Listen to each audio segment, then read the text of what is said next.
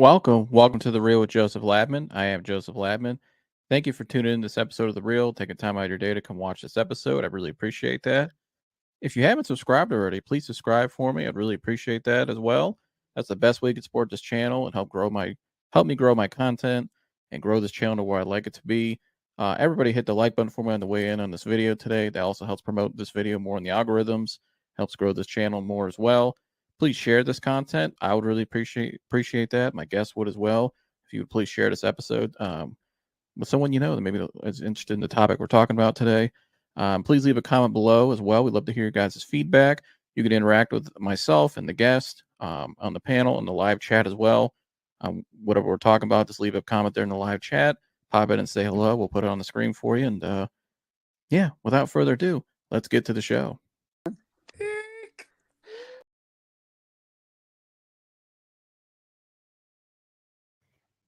I told you guys in my live stream, Carcinos for Life said it first on YouTube. Shout out Cino.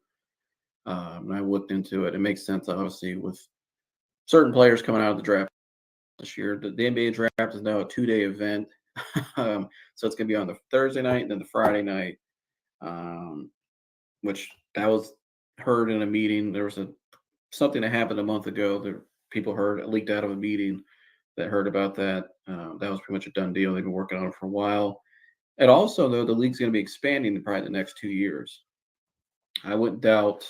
I think what's holding it up right now is just, I guess Seattle has to approve to upgrade their facilities.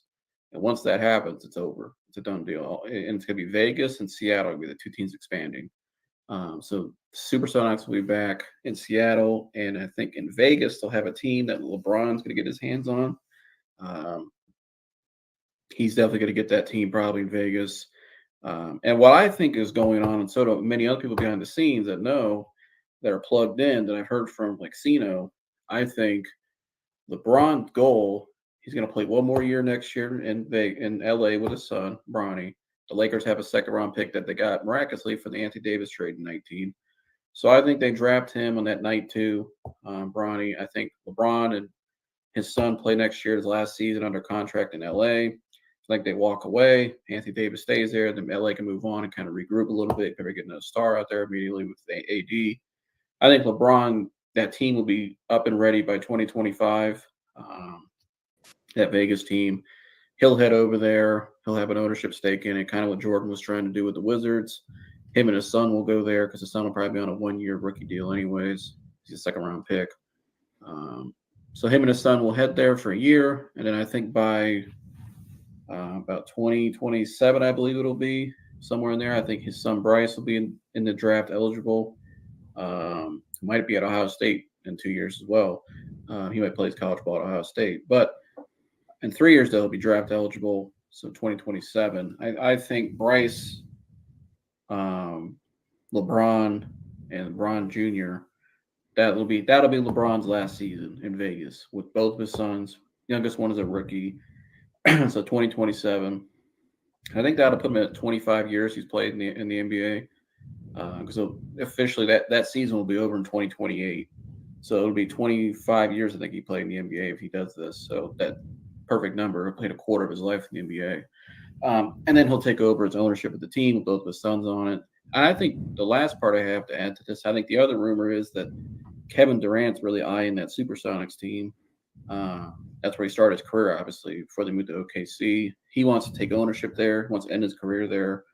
I think him and LeBron are both kind of in cahoots about it. So with both of these teams, the league wants it because it's really good boost for their new teams coming. I think, and you just kind of have to connect the dots. If you see what's going on, some of the reporting, Woj put out a report December 10th about LeBron eyeing that team in Vegas, which he's even said out of his mouth. And now you look at Kevin Durant, that report came out around the same time about, basically telling Phoenix they're on the clock to win. They only got a certain amount of time with him because they probably got this year, next year, and that's it. He's gone. He's going to Seattle. He's going to finish his career there. He's got ownership stake waiting for him there in that Seattle team. So that's the move. That's what's going on. Well, welcome back to The Real with Joseph Labman. I have Joseph Labman. Hope you guys are having a great weekend. Happy Saturday to you guys. Welcome back to The Real with Joseph Labman. So If you're new here, please subscribe for me. It's the best way to support this channel. Please leave a comment below. Everybody hit the like button for me. I'd really appreciate that. But yeah, so here we are. That was me back on January 12th of 2024 this year. That was my first. That was my first initial. What do I want to say? Take on what I thought was going to happen this off season.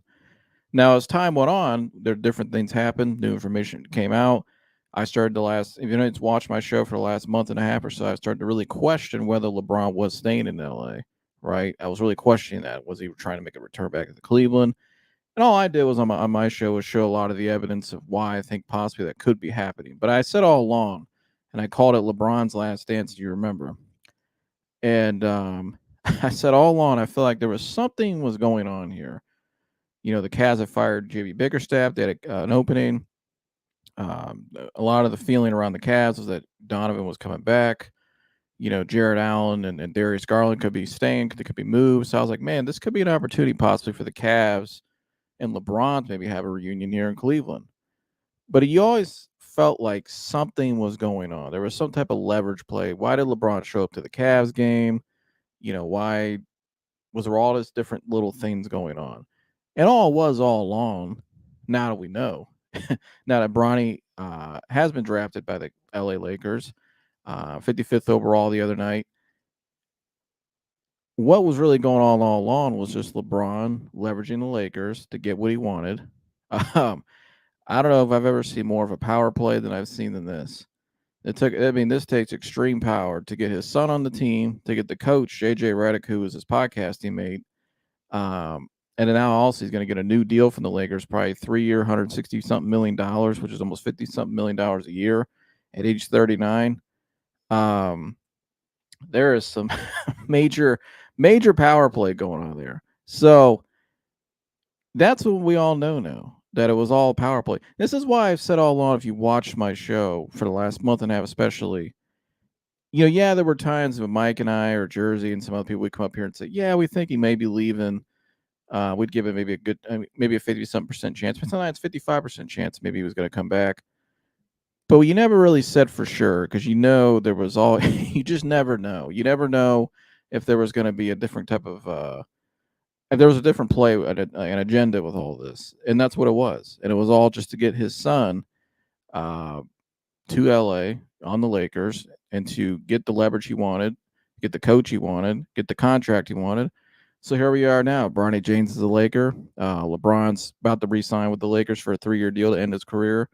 Now, I also said in that video there, that clip I played earlier, back then, and shout out to Carcino for Life, fellow another YouTuber who reported all this first a long time ago. He was the first guy to talk about when the NBA draft was going to be a 2 day event. Now, like I said there, and back then, at that time in January, was when they just announced the 2 day draft being expanded. And so, to a lot of people, it wasn't a coincidence this year. This draft in particular would be the first year they do it because of Bronny James being a second round pick, projected second round pick. That of course ESPN's gonna, make it a 2 day event now, and so it's a national TV stage, and everybody sees it worldwide, and that's what it was the other day. Um, so that was the first part. But then the second part of that as well, I also mentioned about him playing with his other son, Bryce, and that all three of them on the same team together one day. And I mentioned their Vegas and how the league's going to be expanding in 2 years. And that LeBron has always been rumored to get the Vegas team, and that Kevin Durant has always been rumored to get the Seattle team. And Katie's even spoken to them about that publicly on his podcast. And LeBron's mentioned it too. Like I said, there was an article back in that clip there. There was an article back in December from Adrian Wojnarowski about LeBron's desire to own that Vegas team one day. And so my prediction still is that him and both of his sons will possibly end their career, all three of them together, um, either in LA or Vegas. I'm not gonna say which one yet. There, I said Vegas, and Carcino's talked about Vegas. I'm gonna say I don't know if the league will have it up by then. A lot of what's holding up the league expansion right now with the Vegas and Seattle thing is Seattle has to agree to upgrade their facilities and stuff like that. There's a lot of different nuances to it, and so we'll see if that happens by then. But how cool is it though, that even just to have that thought that LeBron could play with both of his sons one day? Um, And so let's get into right now, though. Bronny even being drafted 55 overall to the Lakers. Now we got all that out of the way. But my reaction to it is it's pretty cool to see Bronny. I've seen Bronny from far, watching him as a fan growing up, watching when he was a young little kid run around the stadium or run around. I remember one time when I was a kid, I was 11 years old, I think it was. Was I 11? No, I was 10 going on 11. And I was at Patterson Park one night with some family friends at a high school baseball game. All the local Akron teams were playing there one night. St. V was there, North was there, all these different high school teams were there. And the people I were with actually knew the people. Bronny and his brother were there with his aunt. And I remember Bronny and I were sitting there. We were kind of like a group of us. We were all hanging out at Patterson Park. He was at the St. V game. I don't know if he had a relative or somebody. He was there with his aunt. I knew who his aunt was, and she's still connected to the family heavily today, obviously, but she's in the family, but nicely. But I remember we were all sitting there playing ball, and we were throwing like a ball around me, the people I was with, a couple of my friends, and him, and Bryce was a little kid. He was just hanging out with his aunt. And I remember Brian and all of us kind of hanging out as kids. And it's crazy now to see him, though, as a grown man, and how far he's come in the last year. How cool is it, though, that he's get to play with his dad, and that he's an LA Laker now. He's an NBA player. I think it's a pretty cool story. Obviously, yes, as a Cavs fan, I wish he was here in Cleveland. I think it would have been pretty cool. But from an entertainment standpoint, the LA Lakers next year with JJ Redick as a head coach, and you remember, like it says here, he's an interesting case itself. JJ Redick, a guy who was a volunteer fourth grade boys basketball coach, never coached, was never head coach ever anywhere. Now he's the head coach of the LA Lakers with LeBron James and Anthony Davis and LeBron's son Bronny. And so, it's going to get really interesting watching this next year, because all these different twists and turns, and just there's so many storylines going into the Lakers next year. It's going to be really fun to watch from an entertainment standpoint. And so I think it's pretty cool, though. I don't think Bronny's going to the G League at all. I've been saying that for on my show for a couple weeks now. He's not going to the G League. He's going to get a guaranteed deal, like Rich Paul said. There ain't no way in hell he's going to the G League. He's not a G League. They will not let him go to the G League. He ain't going to G League. All right. But I think he has a good opportunity, though, which I don't think that's a bad thing. If you really want to maximize his potential and grow him as a player, sometimes the G League isn't for everybody. I think the Cavs this year, in my opinion, I'm going to blame it on the coaching staff more than the front office, that Amani Bates should not have been in the G League as much as he should have been this year. I think Amani Bates should have been more up in Cleveland. Either he should have been on the bench in uniform, and he should have been around the team every single day. I don't think the G League is the greatest development for all these other players. You know what I mean? Especially Bronny's not going to G League. Sometimes what's best for players is for them to develop, to be around the top tier guys in their profession, on their teams, each and every day, watching how they study, watching how they practice, watching how they prepare for their games, watching how to be a professional. I think sometimes when you go to the G League, you can learn a lot of bad habits. And I think that's why a lot of guys go down there, and most of them don't make it out. They just stay in the G League, and they never really grow and make it to the next level, to the NBA. So I don't. Bronny's going to have his dad with him. Obviously, he's already been learning from the best in the world. But he's going to be he'll be on the Lakers roster. He'll be in the locker room. He'll be learning from all these guys. We'll see. Maybe like a veteran point guard. I mean, they got D'Lo coming back. He opted in unless they trade him. Gabe Vincent, I believe, still on the contract. So he'll have guys there. If they add Rondo to the coaching staff, they'll have guys there who will be able to learn around and grow. Because I think that's the biggest thing for Bronny. He needs just time to give him time to develop, give him time to settle back in, especially mentally after what happened to him last year. Give him time to grow and to learn. But it's different, though. We've said on this show, a couple people on my show, and I've agreed. I thought LA wasn't maybe the safest place for him to go because of the expectations in LA with your father. You know what I mean? LA is expected to win championships now, and they only have a short window left with LeBron, probably 2-3 years. So, you're expected to win now. So I think taking this kid at 55, it's a second round pick. I mean, I don't think you can put that many expectations on him, but because of who he is, who his father is, and you heard a lot of you heard a lot of stuff going around the internet the last couple days about nepotism and all this. I don't. If you're gonna say LeBron James and Bronny's a nepotism type of thing, you could say that about many, many, many other people in sports. You could say about the Luke Walton and his family. Um, I mean, there's so many other ones off the top of my. Luke Walton got in because of his dad, but Luke Walton was a mediocre NBA player. Um, there's a lot of guys, other guys with coaching careers. I mean, guys that it goes on all the time. I mean, you can look at the Shanahans in football. You can look at. I mean, there's so many. There's nothing wrong. They didn't do anything wrong. I don't think they didn't because this happens in sports all the time. And so, LeBron wanted to get his kid on his team and get him to the NBA. I mean, okay. I mean, like I said, we've seen it with other former players doing it with their sons, helping get to the NBA. Other former coaches helping their sons become coaches. Look at Bill Belichick and his son. I mean, his son became one of the more top assistants in New England by the time before he retired. And so you see this all the time. And so, but I think you got to give Bronny time. You got to give him time to develop, keep the expectations low. And I think, if they get some garbage time games in the beginning of the season, with the garbage time, he'll get out there, get some run. I think having a guy like JJ Redick, who's been a guard in this league, I think we'll be able to help him as well.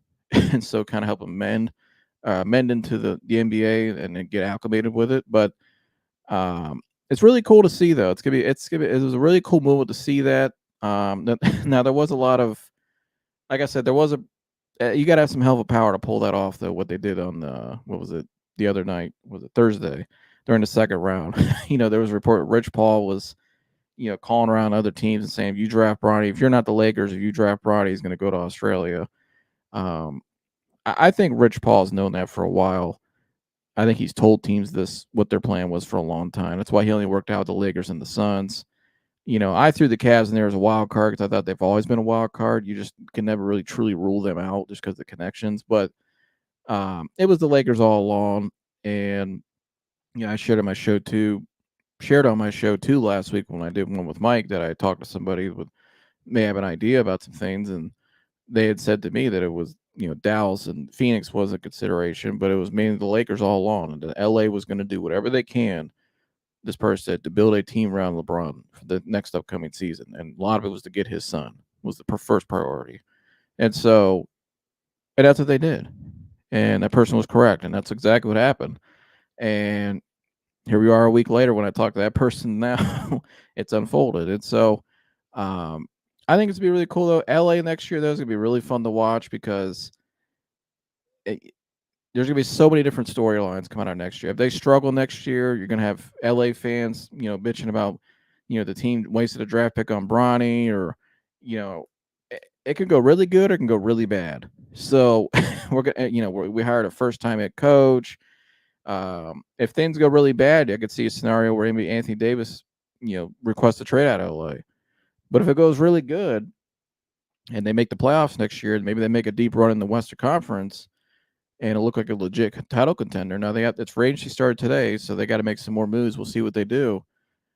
But if Bronny starts to become really progresses throughout the season next year, it could be an awesome story. It could be one of the best stories you've ever seen in sports. It could be really good or really bad. That's where I see it. So, but yeah, I mean, this whole thing, I've been watching my show for the last, month and a half. Like I said, I called this LeBron's last dance, kind of like Michael Jordan's last dance. So this is LeBron's last dance. It's official now. He's going to be in LA for 2-3 years. I think he plays 3 more years. I think the next 2, though, are the ones he really competes. He really goes for a championship or tries. And so we'll see what they do. And we'll see, can this match Michael Jordan's last dance? Because the twist with this one is his son's going to be involved. That's something nobody else can ever say. Imagine if they win a championship in the Lakers in the next 2 years. I don't see it this year, if I have to be honest right now, but maybe the year after, if they win a championship at age 40 with his son on the roster, possibly as a role player by then if he progresses well. I mean, who knows? I mean, they stole the kid from Tennessee, Dalton Connect. I mean, that was a steal of a draft pick. That kid's a sniper. I think probably should, but to my opinion, he was a top 5 to 10 pick in the draft. How he fell all the way down there to 17, I have no idea. So they stole the draft in the first round. The Lakers did. So we'll see what happens, though. It could be really good, like I said, or it can go really bad. But it's gonna be really fun to watch next year when this goes on now, because now you have Bronny there, and we'll see what happens. But moving on, though, I'm gonna talk about the Cavs here in a minute. Some potential Cavs offseason targets. Who could the Cavs target? You see that I got Jimmy Butler, I got DeAndre Hunter, I got Cam Johnson on the screen. I'm gonna get into that here in a minute. But the first thing I want to talk about, though, the Cavs also made a draft selection the other night, selecting Jaylon Tyson out of Cal. I'll be honest, I never heard of Jaylon Tyson before the other night. I didn't really scout this draft at all because my main thing on this show was a lot of it was just covering the LeBron stuff and the Bronny stuff, because that was the most fascinating to me, especially being from Akron, Ohio. So, but I didn't really pay a whole lot of attention to the draft prospects and all this. So when we drafted Jaylon Tyson, I didn't know anything about him, so I knew nothing about him. And so, what's my initial reaction to us drafting Jaylon Tyson after having a couple of days to scout him, learn about him, listen to he had his introductory press conference Thursday, so I got to listen to him talk, got to watch a lot of his tape, got to learn a lot of his story. I really like this kid. I really do. I think it was actually a really good pick. I know there's been some mixed reaction on the media, local media, and fans, and I get it. There's been a lot of mixed reaction. Some of the guys, though, I think that were still available that other people liked. The only guy that I liked that was still available was Terrence Shannon Jr. I think Terrence Shannon Jr. has a chance to be a really good NBA player. But the Cavs, I don't think they didn't see a good fit for him because he's more of a high volume scoring guy. He needs the ball in his hand. He's more of an attack guy. I think with Jaylon Tyson, when you look at his skill set, when you watch his tape, and I'm going to put it on the big screen here, why I like this draft selection. I'm going to give it a grade here in a minute as well. You can see here Jaylon Tyson, 6'7", 215 pounds, age of 21. He's a guard. He's more of a guard forward, though. He's kind of a hybrid. But he averaged 19 points in college, 6 rebounds, 3 assists, 1 steal, shot 46% from the field, 36% from 3. Damn near 80% from the free throw line on 34 minutes. So he played for, you guys remember, Mark the Mad Dog Madsen. That was his coach at Cal. And so he played for a former NBA player in college. He had a unique story. He was, believe he went to 2 different colleges before. He committed to one college in Texas. Then I think he ended up at Texas Tech, I believe. And then he ended up transferring from there to Cal. So he had a unique story. He transferred a couple times, and some people were knocking him on that the other day. But, I mean, I get it. Some people think it might be a red flag, but I think when you got to judge him off, what did he do his last season in college at Cal this past season? Did he take the leap that he needed to? And he surely did. He's a top 20 pick in the draft now. So, and when you watch the tape, the dude was really good. And I'll play the tape here. But some of the things that stand out to me about him when I watch Mr. Tyson here is, number one, he can really put the ball on the floor, create his own shot, like you can see right here. He can get to the rim. He's really explode. When he puts his head down and goes to the basket, he can get to the rim. He can be explosive at times. But he's more of a slower player. What I mean by that is, a lot of times there's a lot of offensive players, they play the game more methodical, more slow. They let the game come to them. You know what I mean? They read and react. There's a lot of guys that go full head of speed. They don't really have a lot of patience. He's a really patient player when I watch him. And he's really fun to watch. I like watching him play because I like that, watching guys that play like that. It's almost like watching it reminds me of like watching like guys like Paul Pierce was a slower player. Remember him? But the guy that he really reminds me of in the NBA, and I'm not saying he's going to be this player, and I'm going to get into this guy actually in a little bit. I'm not saying Jaylon Tyson's this guy, but he really reminds me a lot of Jimmy Butler. The way he shoots, his shot release, how fast it is, the way he plays the game, kind of slower, he can go fast or slow. He's kind of a 3-level guy. He can get the shot off in the mid-range. He can shoot the 3 off the dribble. He can create his own shot. He can get to the rim. But he also has a post-up ability, too. When you have smaller guys on him, he could be more of a post player. What's unique about Jaylon Tyson at 6'7" is he's a playmaker. He can play point guard. He can put him at the 1, and he can run your offense and be a distributor. And that's something a lot of NBA teams are looking for and don't have. You see there with a nice spin move in the lane. That's just a lot of things NBA players don't have. You can see they're posted up, a smaller guy on a nice little backs him down, jump reverse pivot, and goes with the little jump hook, drop step, jump hook. Um, I like this kid a lot. I think, but again, he offers things that teams are looking for now. You want guys that are multiple, and this guy here is multiple. He can create his own shot. He can pass. He can be a playmaker. He's 6'6", 6'7", so he can probably get some boards here and there. But his ability to post up and his ability to play within an offense as well, like he did a lot. When you watch his tape at Cal, he could play off the ball. He can play on the ball. So he does a lot of everything. I mean, he really does do a little bit of everything. And I think that's when you're at the 20th pick, that's what you're looking for. You look for somebody who can be an impact guy, has size, athleticism, and has a little bit of uniqueness to him. And I think he does have a little more uniqueness to him than probably most draft prospects coming out of this class. I mean, this was a weaker draft class. I mean, the other night was probably the most boring draft I've ever watched, to be honest with you. So, and I'm not the one that says that either, but I think everybody agrees with that. But I didn't even know who the number one pick was. I can't remember. Zach Cars. I don't even know what his name was. Let me get that off the screen there. But watching Jaylon Tyson, though, like I said, you saw some of the highlights there. He really reminds me he's got a little Jimmy Butler in his game. Just the speed, the way he shoots the ball, his skill set, the way he's able to post up smaller guys, the way he attacks the rim. I like him a lot. And like I said, I think he can play 1, 2, or 3. So he gives you a lot of versatility. He's very multiple. I think the draft pick, if I had to grade it, I'd give it a B+. I'd give it a B+ grade. Considering who was left on the board, and I went back and looked, I know some guys like Deron Holmes or whatever his name was out of Dayton.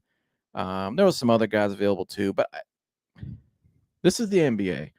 This isn't college. I think when I listen to a lot of these people grade and scout college guys for the NBA, they're grading them off of college game. What I mean by that is how the college game is played. The floor shrinks in college because it's a smaller court. Teams can pack the zone on you.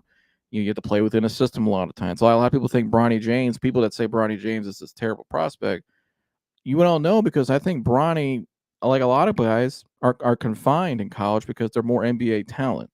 Their game translate more to the NBA. That's why there's a lot of great college players. There's more great college players that suck in the NBA because their game doesn't translate. I mean, they're great system guys. They're hoorah team guys that can hide in the system and run off of screens all day and pass the ball 100 times with a longer shot clock.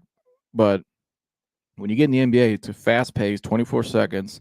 It's a lot more isolation. You got to be able to create your own shot. You have to be able to be multiple. You have to be able to adapt. And I think this kid, Jaylon Tyson, I think he dominated college last year. You look at his numbers, but I think his game really fits the NBA game because of the way, like I said, his style play, the pace that he goes, his patience, and he's 6'6", 6'7", so he has a uniqueness as a ball handler and a playmaker.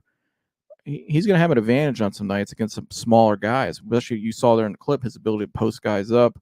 I think defensively, that's some of the stuff on it. Could he be a consistent on-ball defender? But I think he'll be fine with that length like that, 6'6", 6'7", athleticism. When you watch him on tape in college, he's really good at getting his hands in the passing lanes. He's just a very smart player. And I like listening to him the other day, too, in his press conference. He said some things that I really liked. I mean, this kid really impressed me the other day, listening to him talk. Just his attitude, his demeanor. And the biggest thing that he said the other day to me, which is why I think this kid has a chance to be a really good player, is because he said, when I go in the locker room next season now, I want to learn from the guys. I want to learn. I want to be a sponge. I want to learn how to be a pro. I want to learn how to be great. I want to learn how to do it. I want to work at it. And whenever I hear a player saying that, I think that's a great sign, because not a lot of guys do that. A lot of guys come into the NBA or come to the NFL and, they think they're the shit. They think they know what they're doing. They don't really want to listen to nobody. And they just keep doing the things that got them to that point. They just do the stuff the little team coaches tell them to do. The little like other coaches that are like on the assistant staff, just more of the scouting type coaches. But they do the little workouts and stuff, but they don't ever really like progress. It takes guys a long time. When I hear a player that really wants to come in and be great and wants to, like he said out his words, he wants to learn from the guys in the locker room that have been all-stars in this league and know what it takes.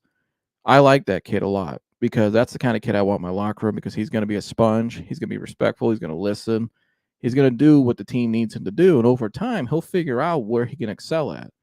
And I think when I watch Jaylon Tyson, too, on tape offensively, when you look at a rookie their first year, number one, I think one thing a lot of people do, which is I think what Cleveland fans I constantly do, especially in basketball more than any other sport and the football as well.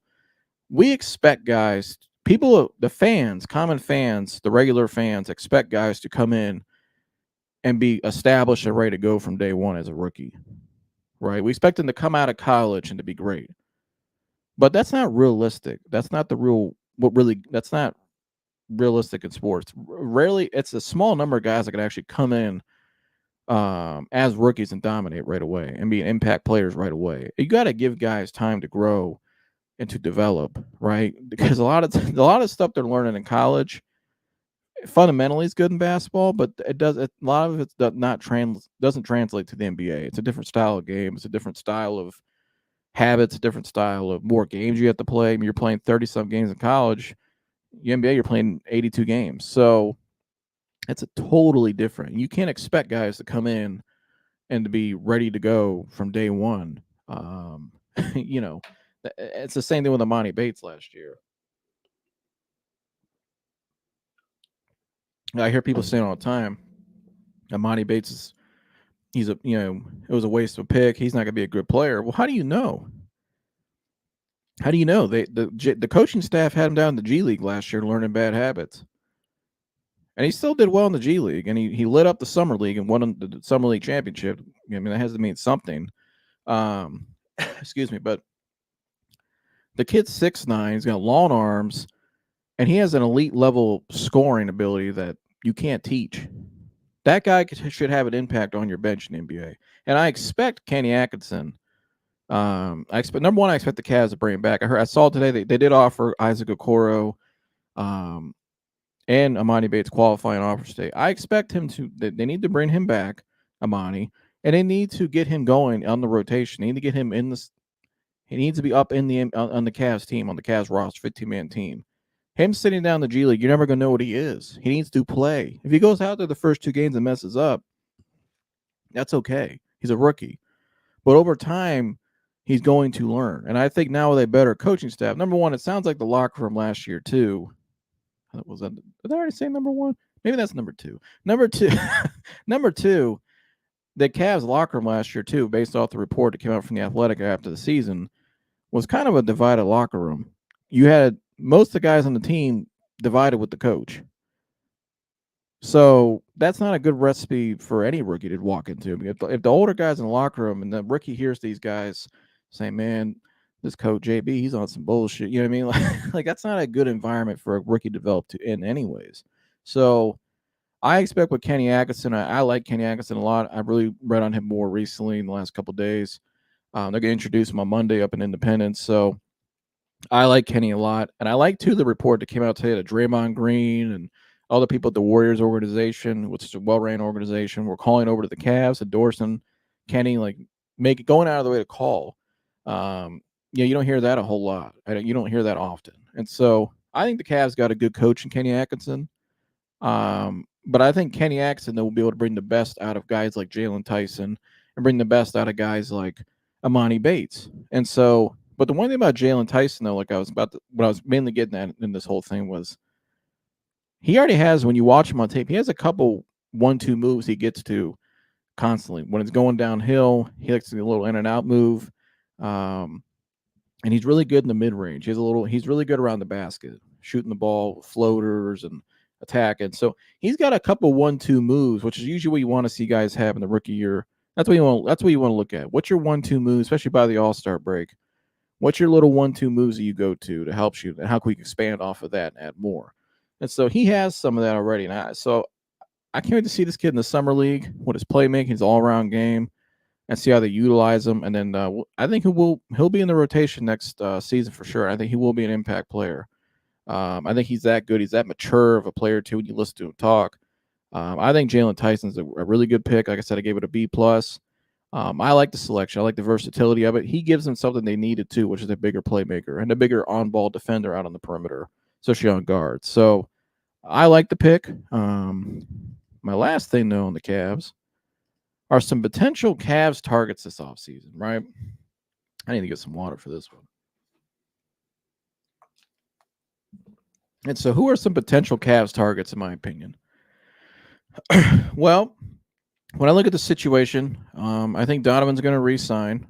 I think that's a done deal. 4 years, 209, 208, 209. He's going to have a player option as last year. That should be announced any day now. That they legally can't announce it by the new CBA till July 6th as a team, but Woj can put it out there as, sources indicate that, the Cavs and Donovan agree on a trade. And so Donovan was also spotty yesterday with Kenny Atkinson in LA and blah. There was some BS report that came out yesterday talking about. I saw that the Lakers were like, yeah, the Lakers still might be in it for Donovan Mitchell. Like, no, they're not. It's a done deal. It's been a done deal for a month now. He's coming back. So it's done. That's not even a question. I might as well not talk about it anymore. But anyways, what can we do now? We have Donovan Mitchell on the roster. We got Evan Mobley. What should we do with this roster? Right. And I think there's a good shot, which was reported with Clutch with Darius Garland. Could Darius Garland ask for a trade?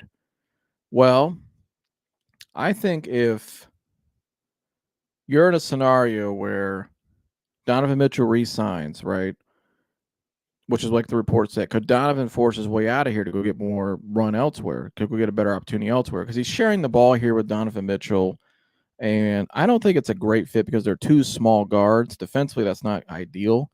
And I think offensively, too, at times it could be a problem as well because Darius, a lot of people get pissed off at Darius at nights this past season about he's not being consistent. He's not making the shots. Well, it's hard for a guy to get going offensively because the other guy in the backcourt does the same thing he does. He needs the ball in his hand too. So you can't get guys going consistently offensively. They can't get the rhythm going consistently like that. I don't think this works long term with those two in the backcourt. Now with Jared Allen and Evan Mobley, I think those two are have had more success together up front. They're two kind of quote unquote non-shooting bigs. I think Evans kind of redefined that a little bit this past season. I think he is becoming a shooting big, especially from the corner and the elbows and the top of the key, at the foul line and stuff where he needs to be automatic from. But I think Jared Allen, who's only under contract, I think for $20 million a year, I think the Cavs have a better shot at keeping those two together, Jared Allen and Evan Mobley up in the front court. But I think you have to break the backcourt up with Donovan and Darius. I don't think that works long term. Like I said, I think they're too small. So what can we do with Darius? Well, my first one, my dream scenario would be Darius Garland to Miami for Jimmy Butler. Jimmy Butler is not re-signing an extension with Miami. He's got one more year left on his contract. Miami's not going to re-sign him. I don't think he's going to re-sign there. So but if I'm Miami, wouldn't I try to get some value for him? I get a player like Darius Garland, who's a 23-year-old already all-star in this league, point guard, which is kind of what they need. He's a young up-and-coming star. He's already been an all-star. The Cavs can swap Darius for Jimmy Butler. Now, when you look at the Cavs, they have a bigger guy out on the wing. They find a true small forward. They got a 6'7" Jimmy Butler, who's a great defender. You got Donovan Mitchell at the 2. You got Evan Mobley at the 4. You still got Jared Allen at the 5. That's a much bigger team. Now you can go out in free agency or the draft, or not the draft, excuse me. You can go out in free agency maybe by trade and get a veteran point guard who's about 6'3", 6'4"ish, probably 6'3", somewhere in there is a better defensive point guard, could be a playmaker, could shoot. I think they could find that. And so, you just drafted a kid as well, Jaylon Tyson, who could become that down the road too. It could possibly be your potential starter down the road. And so Jimmy Butler would be my first top priority. Now, some other wild card names I want to throw out there, like you see on the screen there. I think Cam Johnson, he's a 6'9". I'm looking more for wings. Bigger wings, guys who are 3-and-D kind of guys who have versatility. Cam Johnson's a super tall, athletic guy, pretty good player. Could score the ball, could shoot the 3. Kind of has a little flash of Michael Porter Jr. in his game, the size and the way he shoots. You saw him in Phoenix when they went on those finals runs. He was a key contributor off the bench. He's developed into a really nice player. I think Cam Johnson, I think he's making about $27 million a year. He could be an option. How that trade would work, though, I don't know, because Darius and Jared Allen are the two contracts I look at. I don't think Jared Allen's going anywhere right now. That could change. it could change if the market sways more down the road, especially in the next week or two. Jared Allen could become available, but right now, I don't think I'd say there's a 30% chance Jared Allen gets traded, and so Cam Johnson would be interesting to get. I would like to have him. But I think he makes maybe a little too much money for them to acquire. Now, his teammate Dorian Finney-Smith, another 3-and-D guy who's an excellent 3-and-D player, who's been more of a realistic candidate that's been linked to the Cavs. I think he's a real more realistic option. And an interesting one to look at is Dorian Finney-Smith. I'm not sure what he makes a year. Let me look that up real quick. But I think he's a guy I'll definitely look at, Dorian Finney-Smith, because it's probably a little bit of a fire sale there in Brooklyn a little bit. Same thing with the next team I bring up too. Let me look up Dorian Finney-Smith. Well, since I have this guy pulled, I'll go ahead and get him out of the way. The other guy I brought up to via trade would be DeAndre Hunter.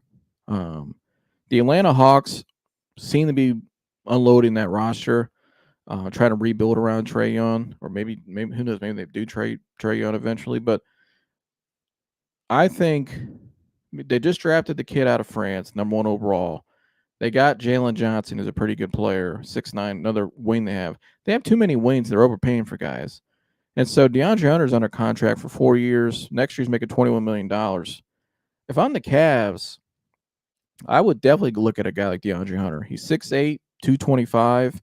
He's really developed his three-point shot. He's become a really good 3-and-D kind of guy. And he's a guy that I think in Kenny Atkinson's system with more motion, more off-the-ball movement, spotting up, screening for guys. Look at what he did in college. I mean, and how he's translated to the NBA and how he's developed as a player. I think he's a guy that could really contribute on this team and be a really key player for the Cavs. I think a guy like DeAndre Hunter, to me, would be an excellent acquisition if they can pull that off. Now, he's only making $21 million, like I said, next year, 23 and 25, $23 million in 25, 26, and 26, 27, he's making $24 million. So he's not making, it's a fair deal. He's making a fair amount of money, but it's not like too egregious. It's kind of like the Jared Allen kind of thing, more like his contract. So to me, a guy like DeAndre Hunter would be an excellent acquisition for that kind of money, the value. Maybe a sign and trade with Okoro. You know, if I'm at Okoro's from Georgia, could Atlanta acquire on Okoro? You know, he's still technically under the. I think the Cavs would have an opportunity to offer the contract, but could they do like a sign and trade possibly where, you know, Okoro goes to Atlanta and we swap basically Okoro for DeAndre Hunter? I would do that. DeAndre Hunter's still a great defender, makes up the stuff Okoro does defensively that you would lose if you lost Okoro. So DeAndre Hunter would be another guy. But like I said, all this depends with the Cavs. All this is going to depend on when, when they sign Donovan Mitchell. What's going to happen out of Darius Garland's camp? That's going to dictate what the Cavs do. Because if Darius Garland comes out and Rich Paul and Clutch Sports says we want to trade, then now you got a whole different ball game, because now you're looking at guys like Jimmy Butler. I hate to bring this name up because I don't think it's as realistic, but he has been linked to the Cavs as a sleeper, and he also just declined $49 million in LA, and that's Mr. Paul George.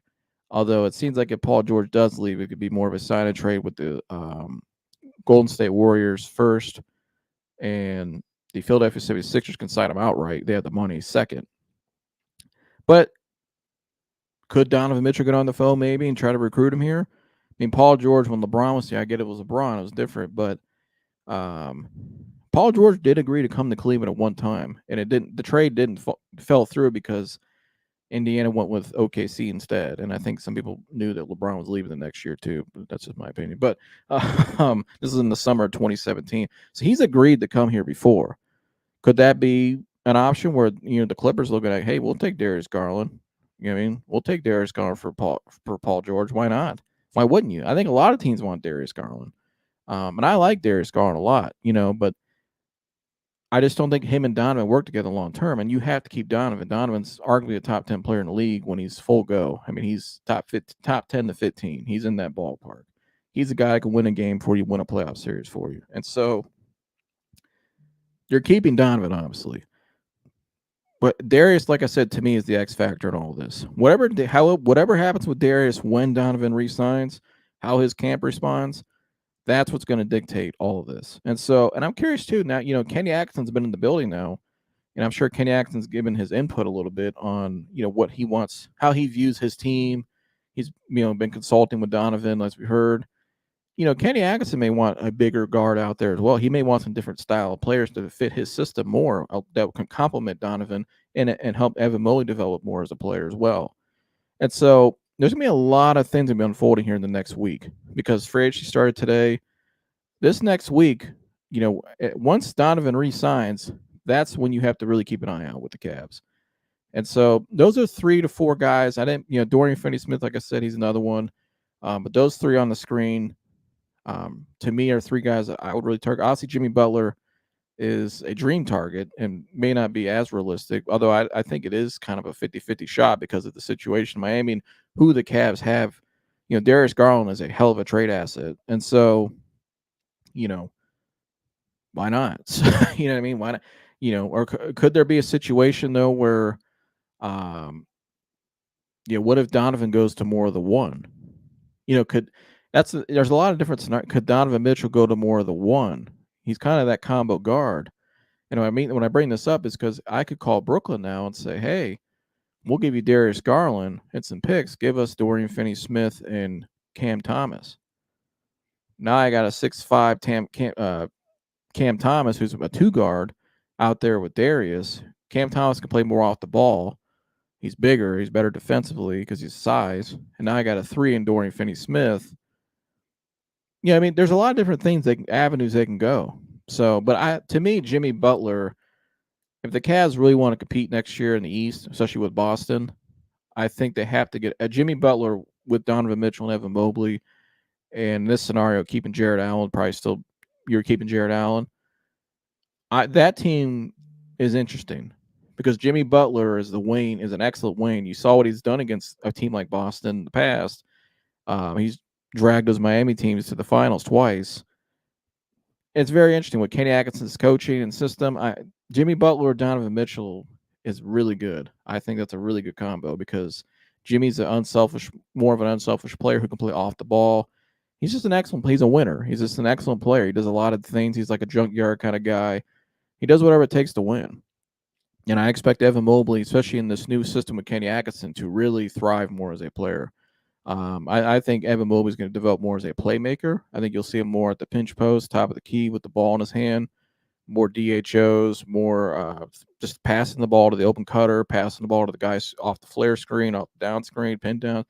I think you'll see Evan Mobley doing a lot more of that, which in turn will help him scoring-wise because now when teams are so worried about what's going on off the ball, it's going to open up more times for Evan to go one-on-one in mismatches. He can take a one-on-one matchup if he likes it. He could shoot over guys. If a guy's smaller than him, there's a lot of different things they could do with Kenny Atkinson's system with Evan. And so it's going to be really interesting to see what happens next year. But again, how does Kenny's system also, will Evan Mobley and Jared Allen fit in that system as well? That's going to be another key component to all of this. I think they can because I think Evan is developing more as a Chris Bosh kind of player in terms of his shooting ability as a big man. Kind of like Bosh did later on in his career when he got to Miami. So more space into the floor, but kind of more of that spread offense. But it's going to be interesting to see what happens. Like I said, but I think all this depends on Darius Garland. Whatever happens when Donovan resigns, how does Darius Garland and his camp respond? Because whatever happens there is going to dictate what the Cavs will do this offseason. I think that's why they've taken a slower approach. And so we'll see what happens. Who knows? Could Clutch Sports force Darius to the Lakers? I wouldn't rule it out. I mean, you better give me Dalton Connect in return. I'll tell you that much. But I don't hate that either. I mean, well, I don't know. I'm thinking about that off the top of my head. What would that look like? We're probably getting D'Lo. I would demand Dalton Connect in a heartbeat. You're giving me him now if you want Darius. Probably those two. Probably some other guy, maybe Jared Vanderbilt, because you'd have to match the salary with Donovan or with Darius, excuse me. So I don't know. I could try. I'm just being. That's why when I go back to the beginning of the show today, when I talked about, this whole time deep down inside why I never fully said I thought LeBron was coming back, because I just always felt the Lakers were the plan, and it was, it was more of a leverage thing he was pulling off. And I've got the same feeling when I think about Darius now. I just kind of like, because of his client, he's a Clutch Sports client. They put that out there. Could Darius force his way? Could Clutch and Darius and try to force his way to LA? I mean, you saw what they did with Bronny the other night. Don't take him or he's going to Australia. I mean, I who knows? Darius Garland's going to be he's going to be the domino in all of this. And he will determine what this roster look like going into the next season based on what he does when Donovan resigns. So, yeah, that's all I got for you guys today. Hope you guys enjoyed. Please like, subscribe, and share all that good stuff. Leave a comment below what you think's going to happen this offseason. What do you think of Jaylon Tyson, the Cavs draft pick? Let me know what you guys think. Give a grade down in the comments below. What would you grade? I gave it a B+. What do you guys think? And also let me know, what do you think about Bronny in LA next year? Are you excited about it? How do you think his career is going to pan out? Leave a comment below. We'll hear you guys' feedback. Is this another free agent target or offseason target you think the Cavs should go try and maybe take a shot at, be a trade or signing? Let me know below. And so, yeah, that's all I got for you guys today. Like, subscribe, share all that good stuff. And I'll see you guys in the next one. I'm out of here. Go.